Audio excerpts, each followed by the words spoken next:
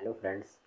तो आज हम लोग बात करने वाले हैं एक इम्पॉर्टेंट टॉपिक पे, या फिर कह लीजिए एक इंटरेस्टिंग टॉपिक पे, जिसमें कि हम लोग ये जानेंगे कि हमारा जो एग्जिस्टेंस है, जो ह्यूमन का एग्जिस्टेंस है इस नेचर में, इस अर्थ में, या फिर कह लीजिए कि इस यूनिवर्स में हमारा क्या एग्जिस्टेंस है, वो कैसे पॉसिबल हुआ।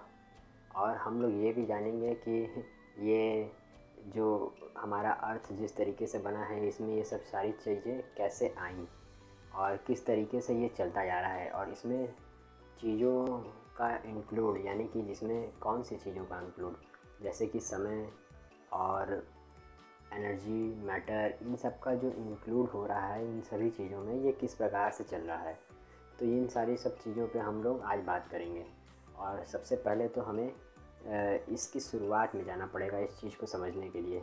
तो इस चीज़ का शुरुआत, जैसा कि हम सब जानते हैं कि ये एक कॉन्सेप्ट है जो कि बिग बैंग के नाम से जाना जाता है। इस बिग बैंग के कॉन्सेप्ट में ये बताया गया है कि किस तरीके से हमारा ब्रह्मांड एक्सपैंड हुआ और हमारा एग्जिस्टेंस पॉसिबल हो पाया। तो हम लोग इसमें देखेंगे कि कैसे ये ब्रह्मांड वाकई में, ये क्या सही बात है कि बिग बैंग से ही हमारा ये जो एग्जिस्टेंस है वो पॉसिबल हो पाया। क्योंकि बहुत से लोगों का कहना है कि ब्रह्मांड पहले से ही एग्जिस्ट था, या फिर बहुत लोग ये भी कहते हैं कि ब्रह्मांड का जो अंत है या फिर कोई आरंभ है, कहाँ से शुरुआत हुआ, कहाँ पे ख़त्म होगा, उसकी क्या दूरी है, क्या वो किसी एक उसकी कोई सीमा है, या फिर उसकी कोई फिक्स्ड लाइन है जहाँ तक वो जा सकता है, यहाँ पे हम उसका एंड माने। तो ये सब सारी चीज़ें जो आती हैं इस यूनिवर्स को समझने के लिए, ये कॉन्सेप्ट ही स्टार्ट करता है बिग बैंग की थ्योरी को। बिग बैंग वो चीज़ है जो कि समय और मैटर और एनर्जी, देखिए समय क्या होता है, इस चीज़ को समझने के लिए आपको ये समझना पड़ेगा कि आप समय के किस तरीके से उसका यूज़ कर रहे हैं।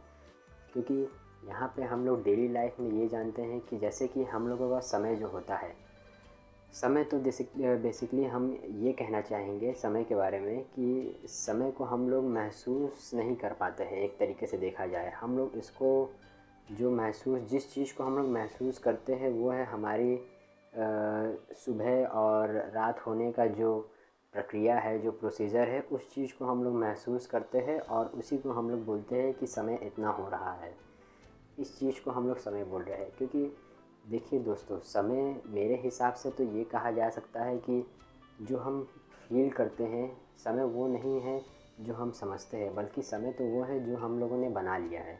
तो ऐसे देखा जाए तो हम लोगों ने क्या बनाया है कि सुबह और रात की जो प्रक्रिया है उसके आधार पे हम लोगों ने समय को बना लिया है।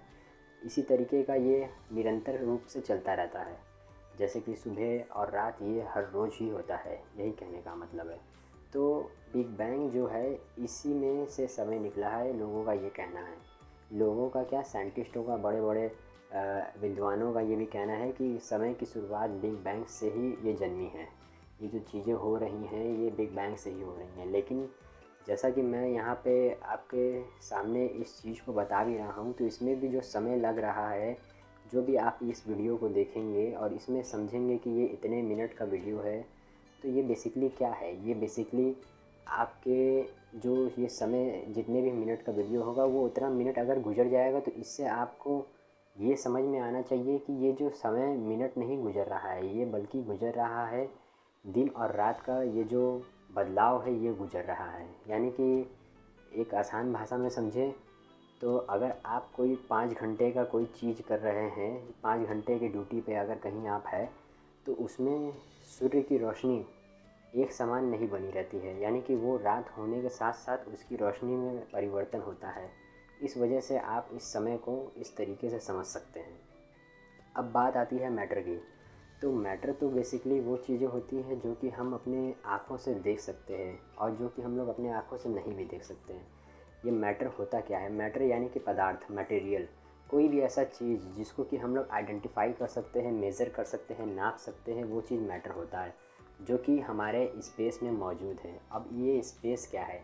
स्पेस अगर मेरे शब्दों में जानेंगे तो हम स्पेस की एक अलग डेफिनेशन बनाते हैं, जिसमें कि हम लोग ये कहते हैं कि स्पेस एक इनफाइनाइट क्वांटिटी ऑफ मास है।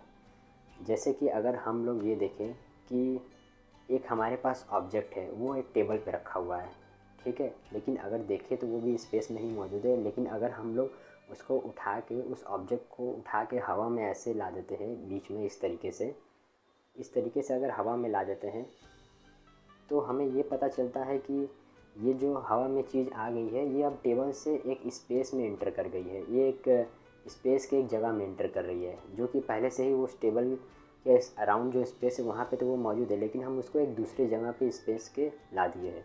तो जिस तरीके से हम किसी चीज़ को उठा लेते हैं वो स्पेस में आ जाती है, उसी तरीके से स्पेस को भी कोई ना कोई उठाया है, जिसकी वजह से कि हम लोग स्पेस में हैं।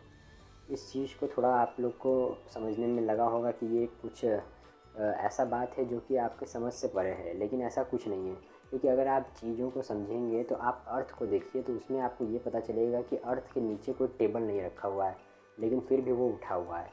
टेबल क्यों नहीं रखा हुआ है, इसका एक सिद्धांत आइंस्टाइन यानी थ्योरी आइंस्टाइन ने एक बताया था कि ये ग्रेविटेशनल बैंड की वजह से हुआ है। बैंड का मतलब है कि ग्रेविटेशनल आपका जो जिस तरीके से अगर आप एक चादर के बीच में एक बड़े भारी बॉल को रख देते हैं तो वो नीचे की तरफ से जो दब जाता है, उसी तरीके से आइंस्टाइन ने ये बताया कि जो अर्थ है वो इसी तरीके से नीचे से दबा हुआ है। यानी कि अगर हम लोग देखें तो जो अर्थ का शेप है वो सर्कुलर नहीं है, वो गोल नहीं है, ना स्फेरिकल है। अगर 2D में बात करें तो वो सर्कुलर नहीं है, और अगर 3D में बात करें तो वो स्फेरिकल नहीं है। वो एक तरीके का एक जैसे अगर आप मान लेते हैं कि एक इस बॉल है, उसको ऊपर और नीचे से दबा दीजिए तो वो थोड़ा सा चपटा हो जाएगा। तो अर्थ जो हमारा इस शेप में गया है, इस तरीके से उन्होंने बताया कि इस वजह से अर्थ ये दबा हुआ है, और ग्रेविटेशनल यानी कि ग्रेविटेशनल दबाव के कारण ये इस तरीके से दबा हुआ है। तो वो किसी न किसी चीज़ के ऊपर वो केंद्रित है ना, क्योंकि अगर आप देखेंगे तो अर्थ के नीचे यानी कि एक ऐसी जगह, स्पेस एक ऐसी जगह है जहाँ पे ऊपर और उसके नीचे कुछ नहीं है। सब एक गुरुत्वाकर्षण एक ऐसा कॉन्सेप्ट है जो कि सारे चीज़ों को कंट्रोल करता है कि वो एक जगह स्थिर रहे। यही एक कॉन्सेप्ट है जिसकी वजह से आज सारी चीज़ें एक जगह पे व्यवस्थित है।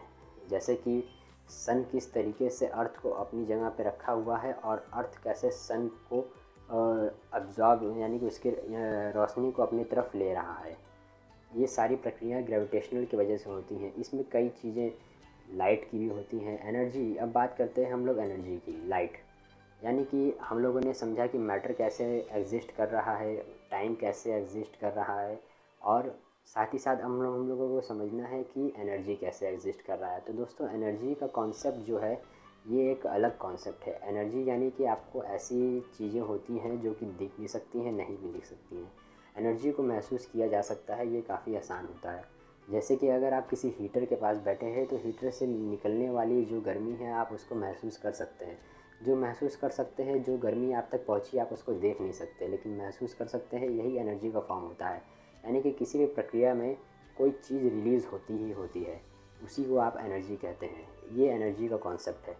तो ऐसा कहा गया कि जब बिग बैंग की शुरुआत हुई तो उसमें से ये तीनों चीज़ें आपस में निकली साथ में, या फिर एक के बाद एक निकली, या फिर कुछ भी तरीके से। कौन आगे पीछे निकला ये कुछ कहा नहीं जा सकता, लेकिन हम लोग ये कह सकते हैं कि बिग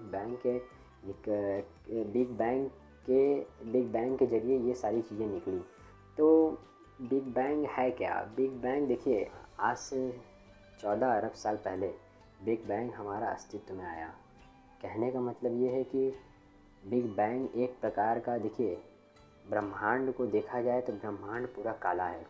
आप अगर यहाँ पे देख सकते हैं कि आपका जो स्काई है वो, उसका कलर जो है वो आप देख सकते हैं कि उसका ऊपर देखते हैं तो उसका कलर ब्लू समझ में आता है, उसका कलर वाइट समझ में आता है, कभी कभी लाइट वाइट ब्लू मिक्स समझ में आता है, या फिर कह लीजिए आप कभी कभी उसका कलर आपको समझ में आता है शाम के और सुबह के टाइम, सनसेट सनराइज़ के टाइम आपको रेडिश कलर समझ में आता है। तो ये सब कलर जो आपको समझ में आ रहा है, ये तो आप अर्थ के अंदर होके देख पा रहे हैं। लेकिन जब आप अर्थ के बाहर जाते हैं तो आपको ये सारी चीज़ें समझने में ये समझ में आती हैं कि अर्थ के बाहर तो सारी चीज़ें ब्लैक है। तो इसी तरीके से अगर आप इस चीज़ को महसूस करिए कि जब आप अर्थ के बाहर निकलते हैं तो आपको जो प्लैनेट्स दिख रहे हैं वो ना दिख रहे हों। सारी चीज़ें आपके अराउंड जितनी भी चीज़ें हैं, आपके वेस्ट में, ईस्ट में, नॉर्थ में, साउथ में जितनी भी चीज़ें हैं आप देख ही नहीं पा रहे हैं। पूरा आपका सराउंडिंग्स जो है वो ब्लैक हो गया है। तो आप अगर इस चीज़ को सब महसूस करेंगे तो आपको ये पता चलेगा कि आप किसी चीज़ को आइडेंटिफाई नहीं कर पा रहे। उसी समय अगर आपको एक डॉट टाइप का चमकता हुआ दिखा दूर पे अगर कोई डॉट टाइप का चमकता हुआ अगर आपको दिखने लगे उसी स्पेस में, तो मान के चलिए कि वो एक बिग बैंग है। बिग बैंग का मतलब है कि बड़ा धमाका। तो ये जो छोटा सा बिंदु है, इसको अगर हम लोग एक नाम दे देते हैं बिग बैंग। अब इसको बिग बैंग नाम तब दिया गया जब पता चला कि ये धमाका होने वाला है। ऐसे नहीं है कि ये डॉट को आप बोल दिए बिग बैंग, बिग बैंग हुआ तभी आप इसको ये नाम दिए। तो वो जो डॉट था वो एक विस्फोट कर गया, इसलिए उसका नाम बिग बैंग पड़ गया। अब विस्फोट करने की वजह से उसमें से जैसे अगर किसी भी चीज़ को आप एकदम टाइटली पैक कर दीजिए, मान के चलिए कि आपके पास ढेर सारी चीज़ें हैं। मान लीजिए आपके पास 10 कागज़, जो फ़ोटो स्टेट कराने जाते हैं आप, तब आपके पास जो कागज़ का पेपर रहता है उसी तरह आपके पास 100 कागज़ का पेपर अलग अलग जगह पे फेंका हुआ है। सभी को आप इतना प्रेस करके समझ लीजिए कि आप 100 क्या 1000 कागज़ के पेपरों को अगर आप प्रेस करके एक छोटे से डब्बे में, बहुत ही छोटा डब्बा, मान लीजिए कि 1 इंच का डब्बा है, उसके अंदर अगर आप उसको अंदर पूरे 1000 कागज़ों को अंदर डाल के रखना चाहेंगे तो वो डर नहीं पाएगा। वो अगर डाल के बंद भी कर दिए तो वो ऐसा होगा कि वो डब्बा खुल जाएगा अपने आप और विस्फोट कर जाएगा। तो इसी तरीके से समझ लीजिए कि सारी चीज़ें उसी में कंसंट्रेट थीं, उस डॉट में, जो कि उस चीज़ को सह नहीं पा रही थी। और एक समय आया कि उसको वो खोलना पड़ा और सारी चीज़ें बाहर निकली। फिर उसके बाद हमारा जो अर्थ है वो एग्जिस्टेंस में आया और हम लोगों का विकास हो सका।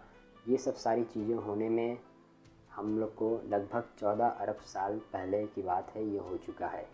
ये 14 अरब साल पहले की बात है जब ये बिग बैंग हुआ था, यानी कि ये विस्फोट जो है ये हुआ था। इसी से आपका ब्लैक होल, स्पेस, टाइम, सारी चीज़ें निकली हैं। दोस्तों, टाइम के बारे में अगर बात की जाए तो टाइम एक क्रिटिकल कॉन्सेप्ट है, यानी कि इस पे अगर सोचा जाए तो मेरा तो देखिए ये मानना है, मैंने अपना खुद का डेफिनेशन बनाया है टाइम का, जिसको कि मैं सोचता हूँ कि ये एक ऑथराइज्ड डेफिनेशन है।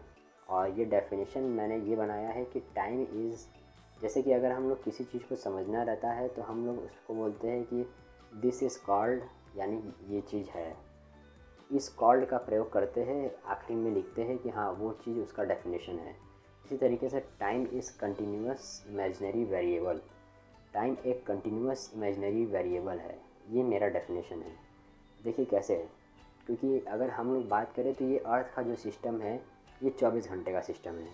हम लोग एक सुबह और एक रात में 24 घंटे का अंतर देख पाते हैं, लेकिन जब हम लोग अर्थ के बाहर निकलते हैं तो जो टाइम का वो एक दिन का जो समय हम लोग जिस हिसाब से अर्थ के रेफरेंस में नाप रहे होते हैं वो चेंज हो चुका होता है। और इसी तरीके से अगर हम अर्थ से दूर जाएं और फिर कहीं और जाएं, सैटर्न के पास जाएं और मार्स के पास जाएं या फिर किसी और प्लेनेट के पास जाएं या फिर अपने सोलर सिस्टम से बाहर निकल के जाए, तो वहाँ पे हमें जो टाइम का कैलकुलेशन मिलेगा वो काफ़ी अलग मिलेगा। तो डिफरेंट स्पेस के अलग अलग पोजीशन पे डिफरेंट ऑफ टाइम पीरियड आपको मिलेगा। टाइम पीरियड यानी कि वो समय, एक सुबह और एक रात का जो वापस से रिपीट करने वाला जितना समय वो लेता है उसी को टाइम पीरियड कहते हैं। तो ये समय जो है टाइम पीरियड, ये हर जगह स्पेस में अलग अलग है। तो different time period is there at different locations in space. So that's why we are calling time is imaginary variable. Continuous का मतलब ये है कि देखिए दिन रात प्रॉपर हो रहा है, हर चीज़ें प्रॉपर उसी तरीके से वापस रिपीट कर रही हैं, तो इसलिए वो कंटिन्यूअस चलता जा रहा है, रुक नहीं रहा है।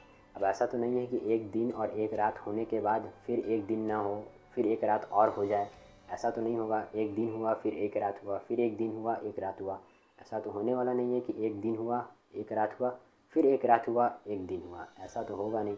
तो इस तरीके से हम लोग देखें तो ये कंटिन्यूअस काम कर रहा है। और वेरिएबल का मतलब ये है कि टाइम वैरी कर रहा है। इसलिए वैरी कर रहा है क्योंकि दोस्तों सबसे बड़ी बात तो ये है कि वैरी मैंने पहले ही क्लियर कर दिया है। वैरी इस वजह से कर रहा है कि अर्थ पे जो इसका पीरियड है, यानी कि जितने साइकिल में ये रिपीट करता है वो आपको अगर और स्पेस के अदर लोकेशंस में जाएंगे तो वो डिफरेंट मिलेगा, यानी कि उसकी वैल्यू जो है वो डिफरेंट मिलेगी। वहाँ पे जो रिपीटिशन का वैल्यू रहेगा वो अलग अलग रहेगा। वहाँ पे अगर आप रहते हैं तो मेज़र करेंगे तो इस तरीके से देखिए टाइम की जो कॉन्सेप्ट है वो अलग है। अगर आप लाइट को समझना चाहते हैं तो आपको टाइम को समझना पड़ेगा, क्योंकि लाइट और टाइम दोनों ही आपस में कनेक्टेड है, साथ ही साथ मैटर भी इसमें शामिल है। लाइट मैटर को कैरी नहीं करता है, लेकिन फिर भी लाइट एनर्जी कैरी करता है, और एनर्जी कहाँ से आता है? मैटर से ही आता है। तो इसलिए लाइट मैटर को कैरी कर सकता है। कैसे करेगा ये तो हम लोग आगे समझेंगे। और अगर आपको ये वीडियो अच्छी लगी तो इसको ज़्यादा से ज़्यादा अपने दोस्तों में शेयर करिए। और इस कॉन्सेप्ट में अगर आपको और चीज़ों पे समझना हो तो आप मुझे बताइए, मैं आपको समझाऊंगा कि किस तरीके से हमारा नेचर काम करता है, उसमें क्या क्या चीज़ें, फील्ड हो गया, फोर्स हो गया, मोमेंटम क्या होता है, एक्सेलरेशन क्या होता है, और बाकी सारी चीज़ें जितनी भी वेलोसिटी है, फोर्स है, और ग्रेविटेशनल फोर्स हमारे अर्थ में किस तरीके से लगता है और प्लैनेट्स में किस तरीके से लगता है, ये सारी चीज़ें, स्पेस क्या है, टाइम क्या है, स्पेस टाइम हम लोग एक साथ कब बोल सकते हैं, रिलेटिविटी का क्या कॉन्सेप्ट है, और गैलीलियन ट्रांसफॉर्मेशन क्या चीज़ें हैं, फ्रेम ऑफ रेफरेंस क्या होता है, ये सारी कॉन्सेप्ट जो हैं, ये सारी चीज़ों पे अगर आपको किसी भी चीज़ के बारे में अगर आपको समझना है तो आप मुझे कमेंट में बताइए, ताकि मैं अगला वीडियो उस पर लेके आऊँ। और थैंक यू फ्रेंड्स।